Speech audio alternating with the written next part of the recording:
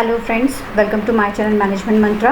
I am doctor Barkha Gupta and जो हमने series start की हुई है उसी का ही आज सेकंड पार्ट है। कंपनसेशन मैनेजमेंट में लेक्चर सेकंड है ये, जिसमें आपको मैं बताऊंगी कि फीचर्स और या फिर कह सकते हैं हम कैरेक्टरिस्टिक्स क्या हो सकते हैं एक गुड कंपनसेशन प्लान के।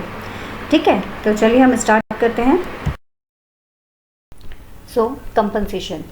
कंपनसेशन क्या होता है, ये हम पहले की जो हमारा लेक्चर था उसमें हमने समझ लिया था, बट तब भी हम एक ओवरव्यू उसका ले लेते हैं कि compensation is what employ receive in exchange of their contribution to the organization. Compensation एक तरह का एक्सचेंज होता है जो एम्प्लॉय और ऑर्गेनाइजेशंस के बीच में हो सकता है। आप इस तरह से उसे समझ सकते हो। अगर आप कहीं पर वर्क कर रहे हो तो आप फ्री में तो वर्क नहीं करोगे। यू वॉन्ट समथिंग, आप कुछ मॉनेटरी टर्म्स में भी चाहेंगे, कुछ नॉन मॉनेटरी टर्म्स में भी चाहेंगे। तो वो जो मॉनेटरी और नॉन मॉनेटरी टर्म्स का जो आपको मिक्सअप मिलता है ना, वो आपका कंपनसेशन होता है। ठीक है, जो आपको पे मिल रहा है, जो आपको बेनिफिट्स मिल रहे हैं, जो इंसेंटिव्स मिल रहे हैं, जो डायरेक्ट पे मिल रहा है, इनडायरेक्ट पे मिल रहा है, this all comes under the compensation. और ये आपको कब मिलता है? जब आप अपनी कंपनी में वर्क कर रहे हो, आप उन्हें अपनी सर्विस प्रोवाइड करवा रहे हो, तो उसके लिए कंपनी आपको एक तरह से आपको एक्सचेंज करती है आपकी जो सर्विस ली है उसके बदले में। ठीक है, तो that is compensation. So total compensation equal to direct compensation plus indirect compensation. तो ये बात आपको क्लियर है ही है। डायरेक्ट कंपनसेशन, जैसे मैं यहाँ पर एग्जांपल दिया हुआ है, अगर हम बात करें बेस पे की या फिर जो इंसेंटिव्स हैं, they are the direct compensation. और इनडायरेक्ट कंपनसेशन जो अदर बेनिफिट्स आ गए वो। अब अदर बेनिफिट्स कौन से, या बेस पे क्या हो सकता है, इंसेंटिव्स क्या होते हैं, तो मैं आपको एक उसका शॉर्ट में बता देती हूँ। डायरेक्ट कंपनसेशन का मतलब होता है वो पैसे जो कंपनी डायरेक्टली प्रोवाइड कर रही है, मतलब जो डिसाइडेड अमाउंट है वो दे रही है उसे।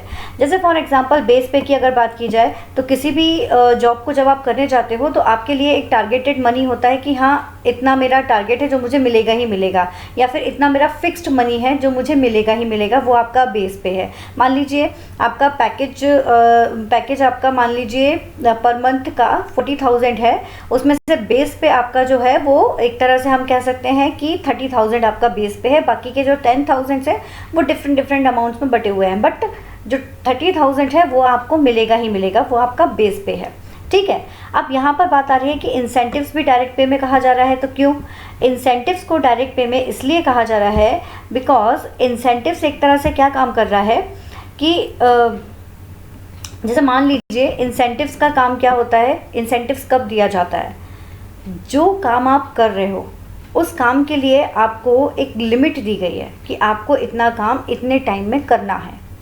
अब वहीं अगर वो काम आप उस समय में ही ज़्यादा कर देते हो, फॉर एग्ज़ाम्पल अगर मैं बात करूँ, एक रिक्रूटमेंट कंपनी है, वो रिक्रूटमेंट कंपनी अपने लिए एम्प्लॉयज़ को मतलब एम्प्लॉयज़ हायर करवाती है, तो उनका हर एक एम्प्लॉय का जो टारगेट है वो मान के चलिए, वो टारगेट दिया हुआ है कि 50,000 का उनको टारगेट कंप्लीट करना है, लेकिन वो 50,000 से ज़्यादा का टारगेट अचीव कर लेते हैं। That means they getting more, 50,000 का टारगेट से उसने ज़्यादा अचीव कर लिया। तो इस पर उनका एक परसेंटेज जो होता है वो ऑलरेडी डिसाइडेड होता है कि अगर आपने इतना टारगेट कंप्लीट किया तो we will provide you that kind of percentage. मान लीजिए कि उसने कहा कि 50 के ऊपर जितना भी आप करते हो उसका आपको 5% या 10% आपको मिलेगा। तो वो जो 5 और 10% है दैट इज़ द इंसेंटिव्स जो वो गेन करता है। ठीक है ना, वो आपका इंसेंटिव है। अब अदर बेनिफिट्स की अगर बात की जाए तो काफ़ी सारे अदर बेनिफिट्स भी हैं जो एक एम्प्लॉय को मिलते हैं। They comes under indirect कंपनसेशंस, like for example आपका हाउसिंग अलाउंसेस अगर मिल रहा है, आपको ट्रैवलिंग अलाउंसेस आपको मिल रहा है, मेडिकल बेनिफिट्स अगर आपको मिल रहे हैं, इसके अलावा ट्रांसपोर्टेशंस मिल रहा है, या फिर मैं बात करूं अदर फ्रिंज बेनिफिट्स जो आपको मिल रहे हैं, मैटरनिटी लीव्स जो आपको मिल रही हैं, they all comes under the other benefits. तो ये सारी क्या है, अदर बेनिफिट्स हैं। इसलिए टोटल कंपनसेशन में आपका डायरेक्ट कंपनसेशन और इनडायरेक्ट कंपनसेशन दोनों इसमें इंक्लूड होते हैं।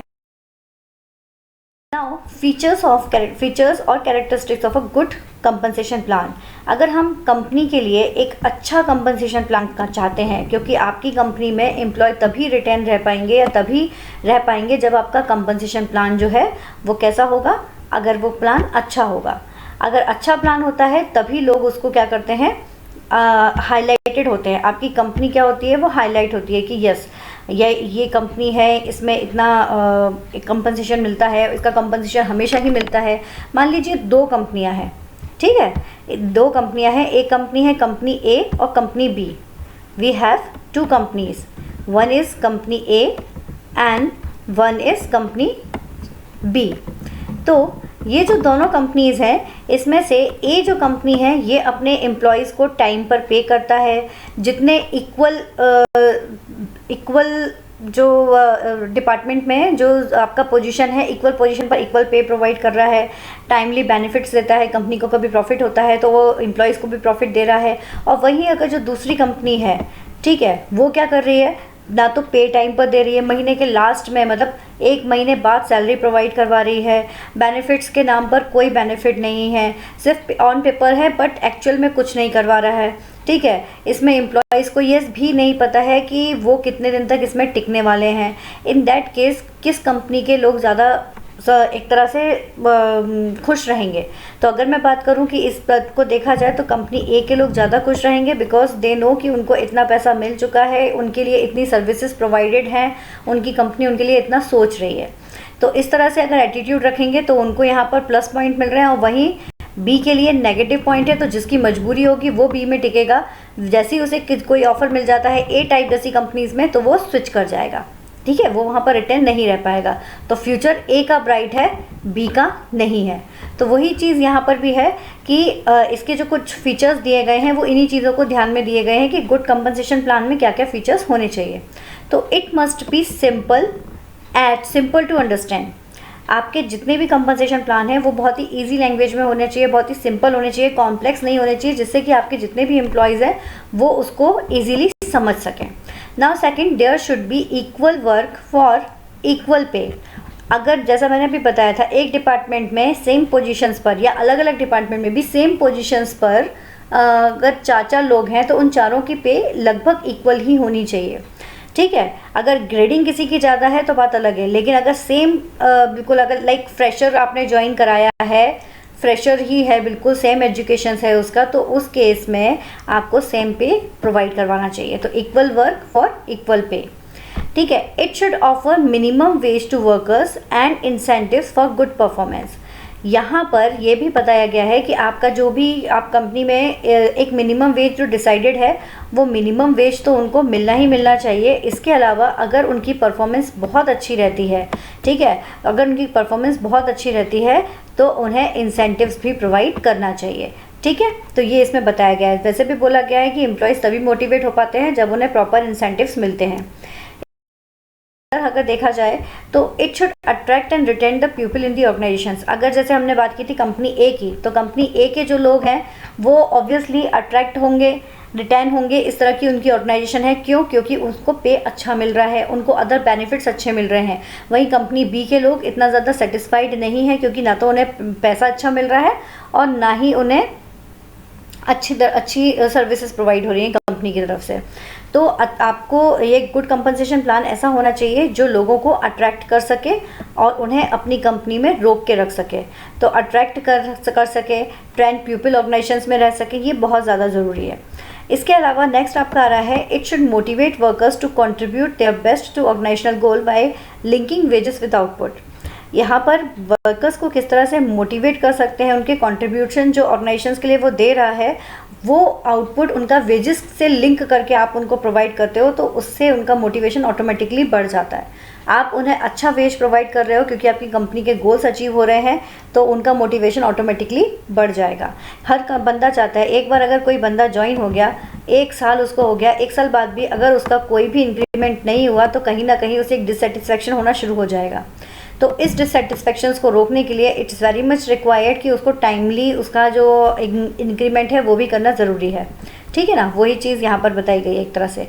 It should satisfied lower and higher order needs to the employees. ये जो कंपनसेशन प्लान है वो इस तरह से होना चाहिए कि वो छोटी से छोटी और बड़ी से बड़ी सारी रिक्वायरमेंट्स को पूरी कर सके एम्प्लॉयज़ की। It should satisfy lower and higher order needs. आपको भी पता है कि जैसे अगर हम नीड हायरार्की मास्लो की पता ही है आपको, बेस हो गया आपका, then social safety, then socials, इस तरह से आपकी नीड्स बढ़ती जाती हैं। तो उसी तरह से यहाँ पर भी उनकी जो लोअर नीड है एज वेल एज जो हायर ऑर्डर नीड है धीरे धीरे करके वो सारी नीड एम्प्लॉयज़ की सेटिस्फाइड होनी चाहिए। का बताया जा रहा है कि it should maintain the balance harmony among balance and harmony among the managers and the workers, conflict should be reduce. यहाँ कंपनसेशन मैनेजमेंट अगर अलग आपका अच्छा होगा तो आपका एक बैलेंस बना हो रहेगा किसके बीच में, बॉस के बीच में और आपके एम्प्लॉयज़ के बीच में।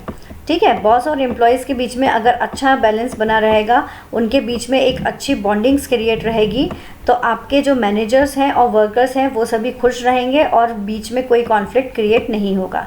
तो इसलिए कंपनसेशन प्लान बहुत अच्छा होना ज़रूरी है।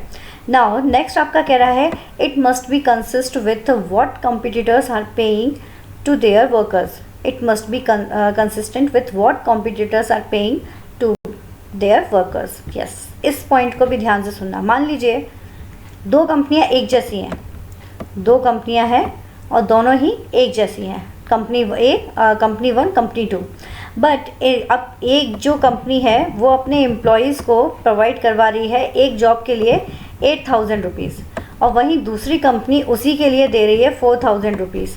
तो ये तो गलत होगा। मार्केट की रेट जो चल रही है वो अगर 8,000 है तो दूसरी वाली कंपनी भी अगर 8,000 देगी तभी उसके यहाँ लोग काम करेंगे, अदरवाइज़ इतने कम पर कोई नहीं आएगा। इसलिए जो कॉम्पिटिटर्स हैं उनको भी ध्यान में रखना ज़रूरी है कि वो कितना पे कर रहे हैं आपकी कंपनी को, अपने एम्प्लॉयज़ को। ठीक है, it should be consist with cost of living. Yes, ये भी ध्यान रखना है कि जितना भी आप पे कर रहे हो वो कॉस्ट ऑफ लिविंग को ध्यान में रख कर हो। ऐसा नहीं है कि आप इतना कम पे कर रहे हो कि उसका जो जितना वो चाह रहा है कि अपनी लाइफ जो नॉर्मल रूटीन है उसका या जो नॉर्मल उसकी बेसिक नीड है वो भी पूरी ना हो पाए, ऐसा नहीं होना चाहिए। ये हमेशा ऐसा होना चाहिए जो बेसिक नीड को भी कम से कम पूरी कर सके।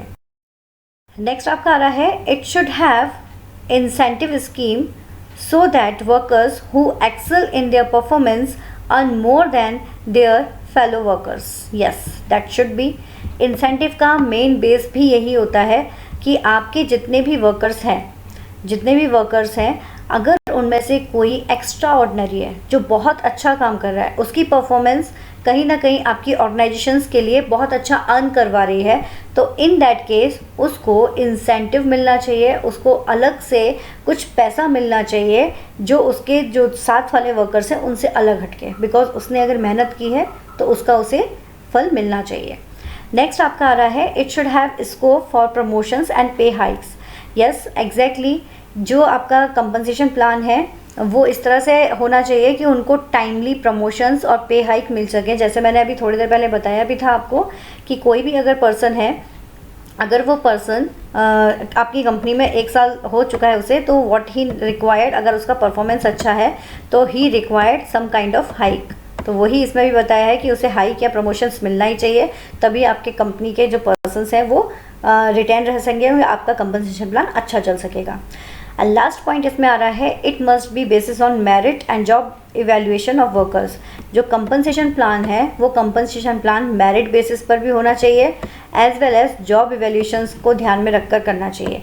जॉब इवैल्यूएशन आपको भी पता है, यहाँ पर हम क्या कर रहे हैं, जॉब की वर्थ को कैलकुलेट करते हैं कि आपकी जॉब की कितनी वर्थ है। मान लीजिए 2 एग्जीक्यूटिव्स हैं, एक एग्जीक्यूटिव आपका बैठा है एक तरह से नॉर्मल किसी काम को करने के लिए, बट एक एग्जीक्यूटिव आपका बैठा है जो टेक्निकल वर्क कर रहा है, तो उस टेक्निकल वर्क वाले की जो पोजीशन है, उसका जो जॉब इवैल्यूएशन है, उसकी जो वर्थ बन रही है, उसका जो पैसा बन रहा है वो ऑटोमेटिकली ज़्यादा हो जाएगा। ठीक है ना। एक कंपनी में एक एम्प्लॉय बैठा हुआ है जो सिर्फ एक कुछ पेपर वर्क कर रहा है, he is also executive, but वहीं दूसरे डिपार्टमेंट वाला बंदा अगर टेक्निकल फील्ड में है और वो कंटिन्यू कुछ ना कुछ प्रोग्रामिंग बना रहा है, कुछ इस तरह के वर्क कर रहा है जिसमें उसकी माइंड पावर बहुत ज़्यादा यूज़ हो रही है, तो उसका जॉब इवैल्यूएशंस के अकॉर्डिंग उसका पैसा ऑटोमेटिकली ज़्यादा हो जाएगा। तो हमेशा पैसा जॉब इवैल्यूएशंस के बेसिस पर देना चाहिए। ये कंपनसेशन का एक बहुत बड़ा रूल है और जिसे कंपनसेशन मैनेजमेंट में फॉलो करा भी जाना चाहिए। ठीक है, तो this is all about the good characteristics of a good compensation plan. I hope you can understand very well. अगर आपको पसंद आया है तो आप लाइक और सब्सक्राइब ज़रूर कीजिए और नेक्स्ट लेक्चर्स के लिए रेडी रहिए, वो भी मैं सून आपको प्रोवाइड करवाऊँगी। Thank you.